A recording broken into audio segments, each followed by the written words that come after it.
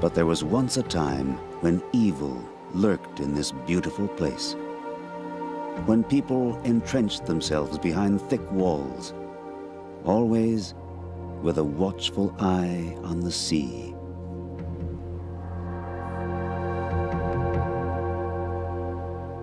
For this was the pirates' hunting ground. They ruled these waters through the 17th and 18th centuries. Merciless and deadly, they turned the Caribbean into a vast battlefield.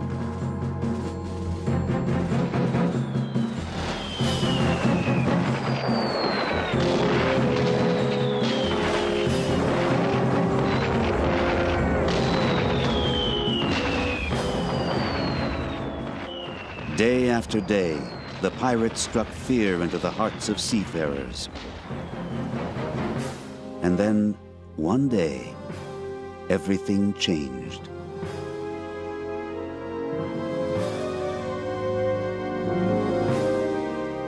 Our story begins in Jamaica. The Arawak Indians called it the land of wood and water. Columbus called it the most beautiful land he had ever seen. Today, the Blue Mountain Island is a thriving center of agriculture and tourism.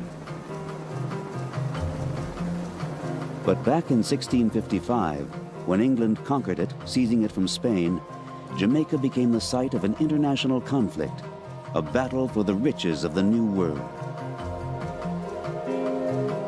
It all began when the island's British governor D'Oyly, under siege from the Spanish, made a pact with the devil. D'Oyly knew that pirates prowled near Hispaniola, today's Haiti, plundering Spanish galleons. And so he invited the pirates, the so-called Brethren of the Coast, to use his island, Jamaica, to launch raids against their common enemy, the Spanish. The Buccaneers' base of operations was a small island harbor, Port Royal. Here, the pirate flag flew high. And soon, the tiny town was transformed into something much more. The richest city in the Western Hemisphere, and the most dissolute as well. A town overrun with money and loose morals. Port Royal will become known as the wickedest city in Christendom. Architect Oliver Cox has studied Port Royal for years, building by building, street by street. Like any town, port town, it contained a tremendous mixture of population. It had hundreds of taverns and baths and brothels. It had 2 prisons. It had several churches, a synagogue, as well as all of the military and naval men. It was said, in fact, that there was 1 bar or brothel for every 10 men in Port Royal. The taverns built then flourished with all the pirate gold that flowed through their doors.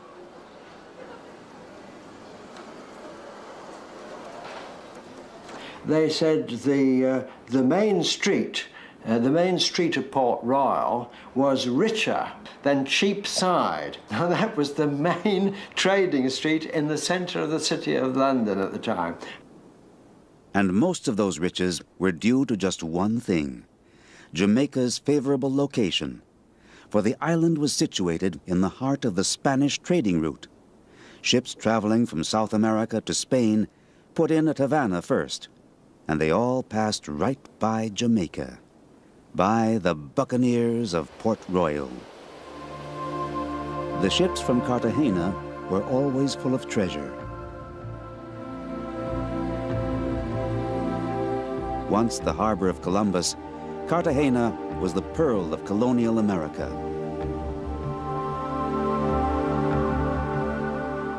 It was the treasure chest of the New World, the central shipping point through which the Spanish transferred all the plundered wealth of the conquistadors.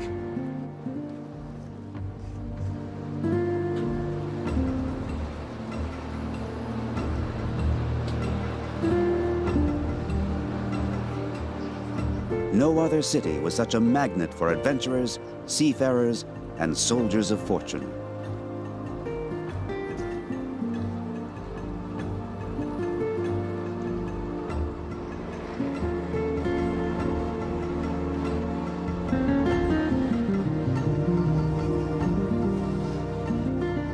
The treasures came from all across conquered South America. Emeralds, gold, silver, jewels, indescribable wealth.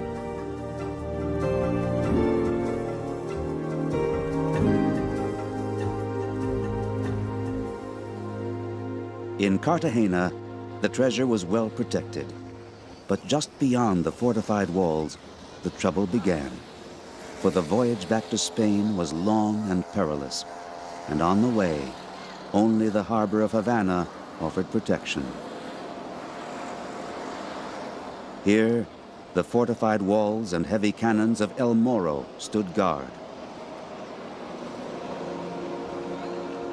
But all around lurked danger. Pirates. The flag of the buccaneers could be seen clear across the Caribbean.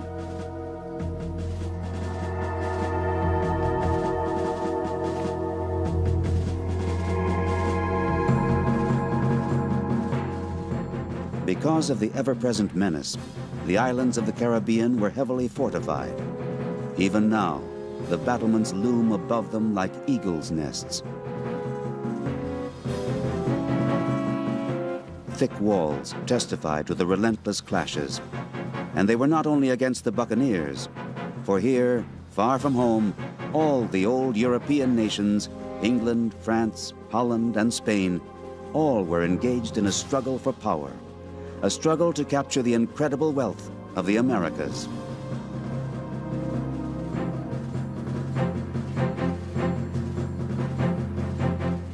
The islands served as fortresses from which to wage war.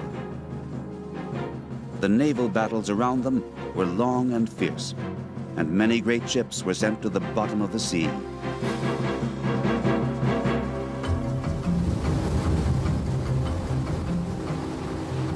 And so, we set out on the trail of the past, on the trail of the richly laden boats that were sunk all those years ago.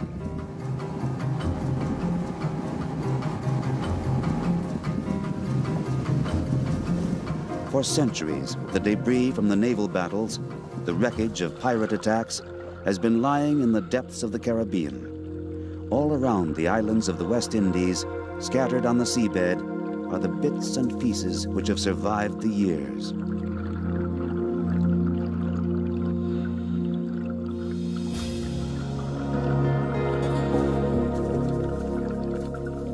A cannon.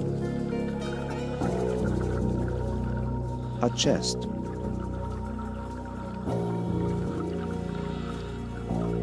Ship's planks.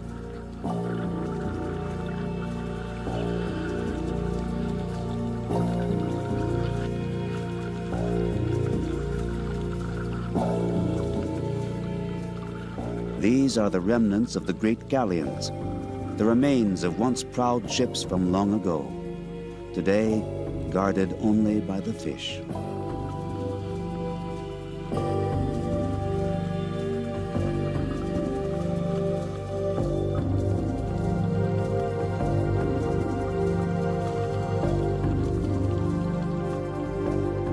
Cannonballs brought these and so many other ships to an untimely demise, the vicious handiwork of the pirates.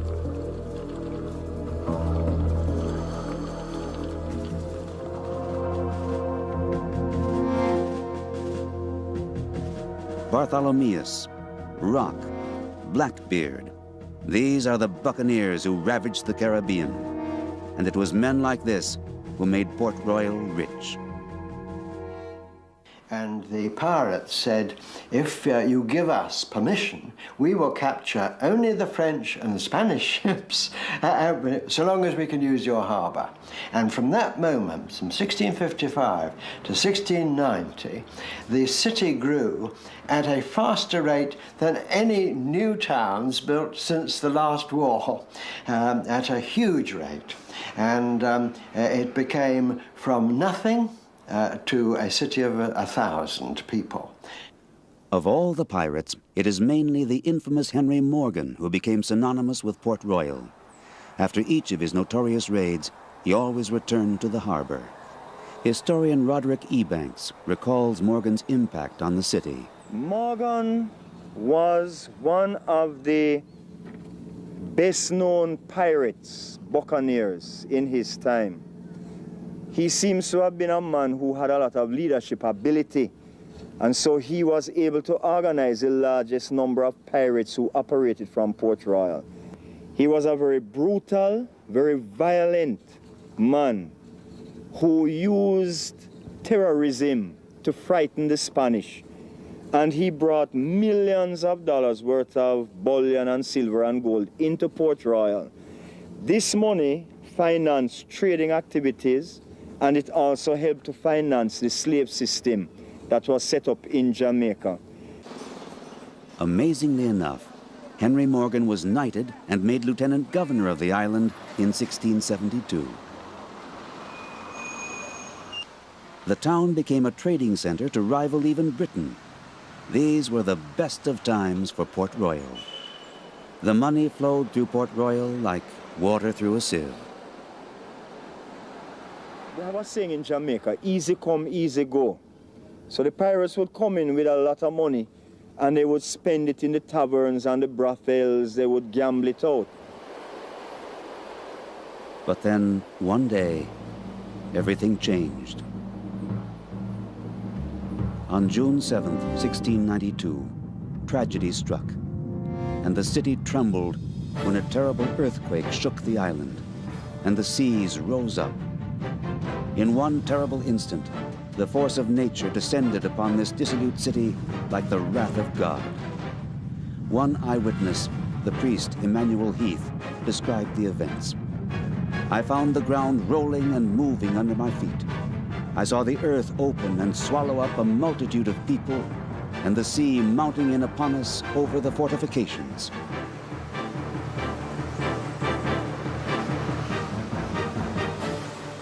A city which minutes before had been pulsating with life simply disappeared, devoured by the sea. The fortifications built against foreign enemies were no use against the greater foe, nature. Before the earthquake, Port Royal covered an area of 60 acres.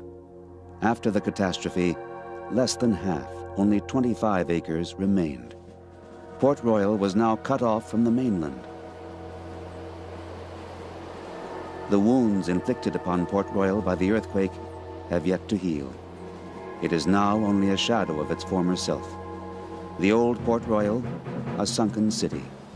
Even the old cemetery with the grave of Henry Morgan was swallowed up by the sea.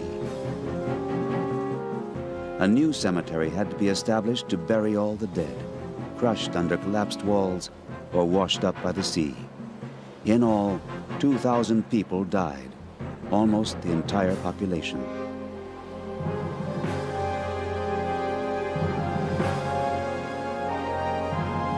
Only a few buildings survived the quake. Their walls are still standing today, but life departed long ago. They stand as memorials, as warning signs.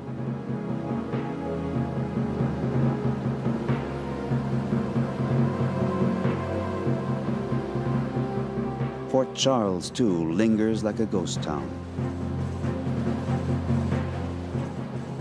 Empty and silent, its walls and cannons are a sad relic.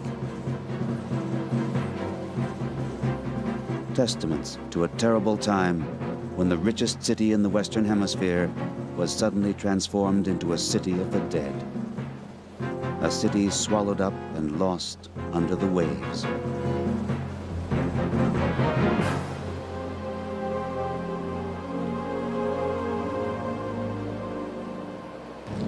The sunken city begins about 400 yards down the coast, and it gradually angles out until it reaches that beacon.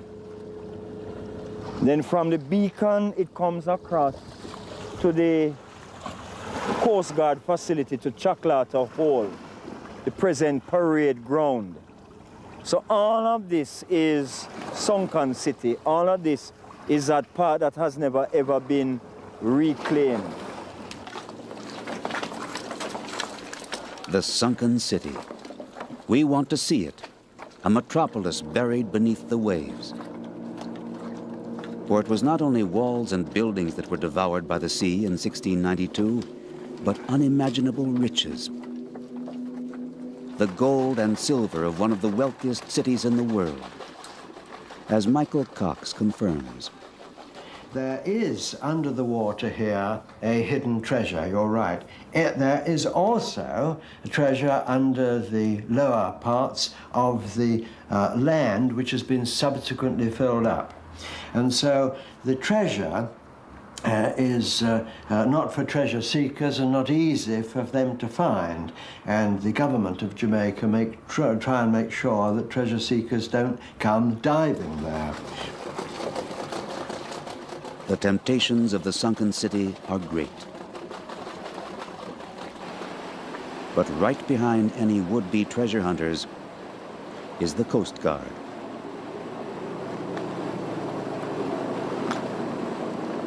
They follow our boat out into the harbor. Not for one moment do they let us out of their sight.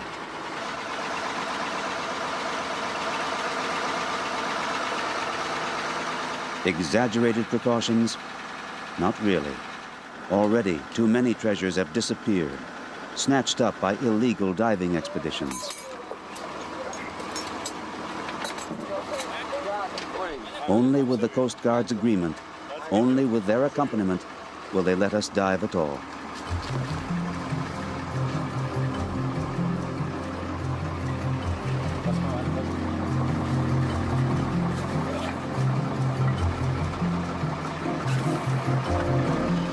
Ready? Okay.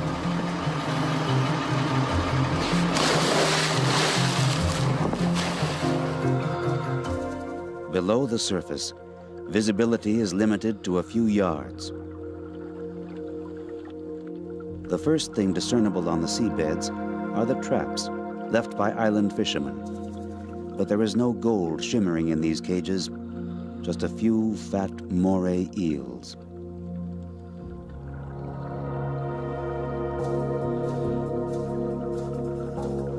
The more we look, the more we realize there are no streets awaiting us down here, no walls or sculptures, only layers of mud and sand.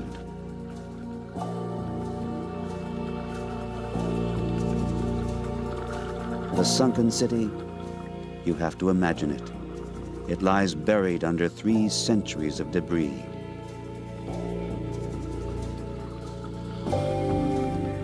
In the past few decades, several teams of archaeologists have searched the seabed here.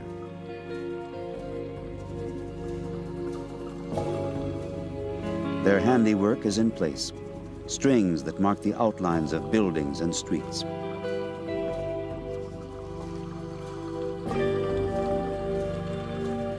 But it's a hard task. To uncover the old Port Royal, they have to make their way through thick layers of silt and coral, only to find that days later, their work was in vain.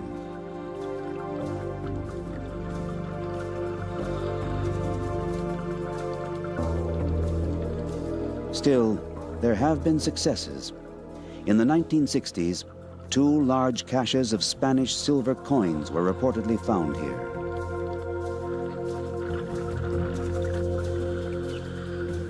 And everyone who has had any dealings with Port Royal is certain of one thing. There are many more treasures to be discovered in the sunken city. For here in the sand lies gold, the dream of every treasure hunter.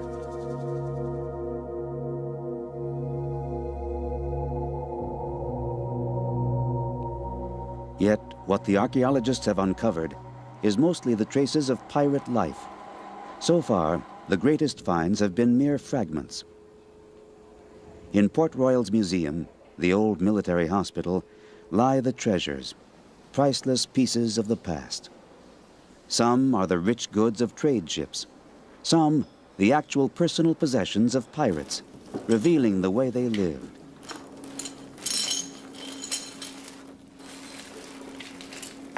We have here also a baluster. They tend to come in varying sizes, and they're all pewter again, and this was used as large as a decanter for pouring wine.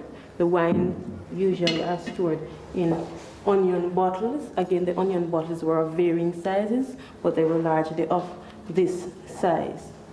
From the number of onion bottles retrieved, gives us an idea of the extent to which alcohol was consumed in Port Royal pre-1692. The archaeologists have salvaged Indian handicrafts, fine Chinese porcelain, English bowls, the keys to a culture frozen in time. Perhaps the most intriguing treasure is not to be found among the exhibits of the museum, but in a small church nearby. The silver service of the top pirate of all, Henry Morgan. This was a microcosm of the mixture of different ethnic origins, Indian, Afro-American, African slaves, and the Americas too coming over. And they were all mixed together, living cheek by jowl. And of course, having to live together in that way was totally different from any other part of the plantation lands, where the blacks were in one little slave quarter and the rich plantation owners had great castles to themselves. Welcome to Jamaica, where the rum come from. The rum come from, where the rum come from. Welcome to Jamaica, where the rum come from. Relax and have some fun. Today, Port Royal is a quiet little town, easygoing, laid back. The inhabitants have their share of contemporary problems and graces. But modern as they are, the people here still appreciate their island's remarkable history, its extraordinary past. For strange as it may seem in today's world, they are the heirs of a unique heritage.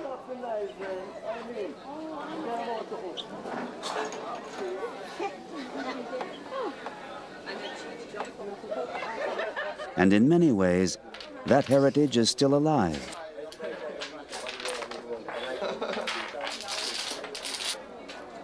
Here, they still tell tales of the days when pirates roamed these streets, still boast on the waterfront of the buccaneer legends.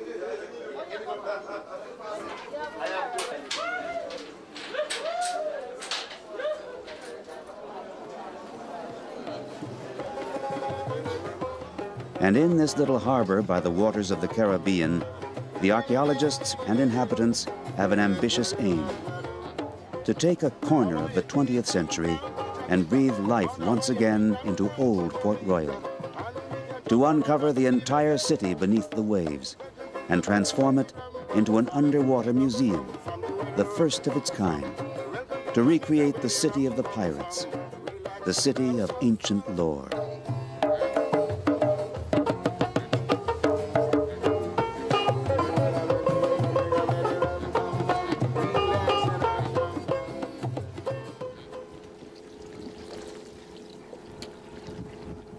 Robert Stevens is involved in the planning. One of the most important aspects of this project is that we're developing this for Jamaicans. And because it is going to be so fantastic, we would like to share it with foreign visitors who come to Jamaica. And this whole concept is going to give a lot of people more pride in ensuring that the attractions are properly maintained, properly managed. And we're going to create an entire park area out at Port Royal, a protected area for the environment of Port Royal.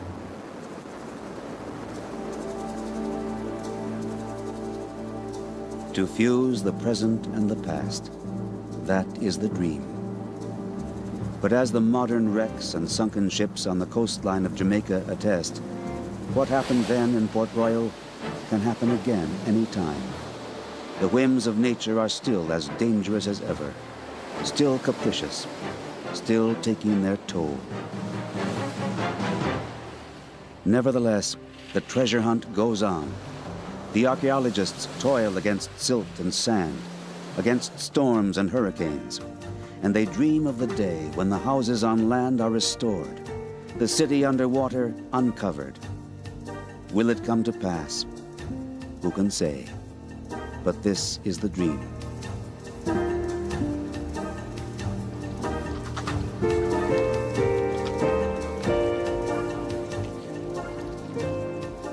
For now, a lethargic calm pervades the remains of the once so rich and riotous city. There is a legend that, on a clear day, the sunken treasure of Port Royal can be seen glittering in the water. Day by day, as the fishermen glide out over the waves, beneath them slumbers the sunken city.